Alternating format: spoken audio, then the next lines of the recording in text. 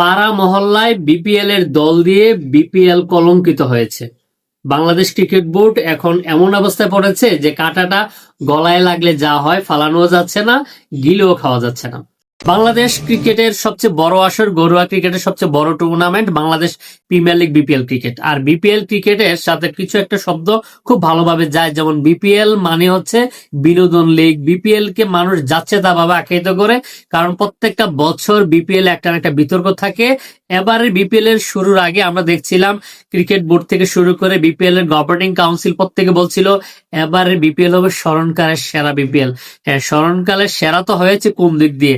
নাটকীয়তা, ন্যাক্কারজনক ঘটনা সবকিছু মিলিয়ে এবারে বিপিএল খুব বাজে অবস্থানে হয়েছে। কারণ হচ্ছে এবারে বিপিএল যখন শুরু থেকে আমরা দেখছিলাম যে বাংলাদেশের 10টি অঞ্চলকে ফ্রাঞ্চাইজি দিতে চাচ্ছিল এবং আমরা দেখছিলাম পাড়া মহল্লায় দল দিতে চাচ্ছিল, তখন আমি বলছিলাম যে পাড়া মহল্লাকে যদি বিপিএল এর দল দেওয়া হয়, মানে হচ্ছে যাদের যোগ্যতা নাই তাদেরকে যদি বিপিএল এর দল দেওয়া হয় তাহলে বিপিএল তো কলঙ্কিত হবে। দেখেন, যেখানে কুমিল্লার মতো দল বিপিএল কে বয়কট করেছে, খুলনা বয়কট করেছে, বরিশাল বয়কট করেছে, এখানে পাড়া মহল্লায় দল দিয়েছে। আর পাড়া মহল্লায় দল দিয়ে বিপিএল এ যাচ্ছে তা ঘটনা ঘটালো।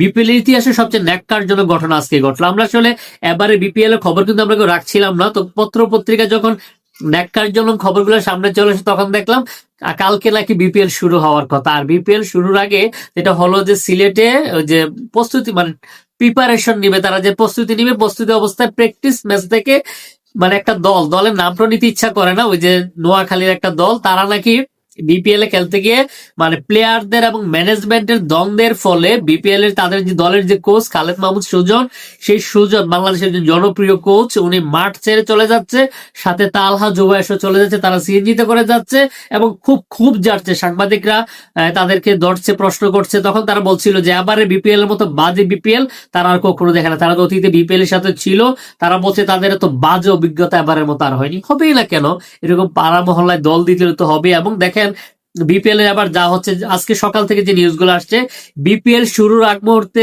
দল প্রত্যাহার করার আবেদন জানিয়েছে কি ফ্রাঞ্চাইজি, প্লেয়ারদের পেমেন্ট করার অবস্থা না থাকায় বিসিবির কাছে ফ্রাঞ্চাইজি ছেড়ে দেওয়া হলো। তাহলে এমন দলগুলোকে আবার দল দেওয়া হলো যারা প্লেয়ারদের টাকা পর্যন্ত দিতে পারে না। আমরা আসলে আবার বিপিএল এর গভর্নিং কাউন্সিল থেকে শুনছিলাম যে তাদেরকে পুরো টাকা আগে ভাগে দিতে হবে, এত কোটি টাকা দিতে হবে, এই দিতে হবে, ওই দিতে হবে। শেষ পর্যন্ত কি হয়েছে, বিপিএল আজ পর্যন্ত মাত্র 3টি দল, একটু মনোযোগ দিয়ে আবার শুনেন সবাই, মাত্র 3টি দল তাদের টাকা দিতে পেরেছে। তার কতটুকু করে দিয়েছে? ক্রিকেটারদের 25% টাকা দিতে পেরেছে রাজশাহী ওয়ারিয়র্স এবং ঢাকা ক্যাপিটালস, এবং 50% টাকা দিতে পেরেছে শুধুমাত্র রংপুর রাইডার্স।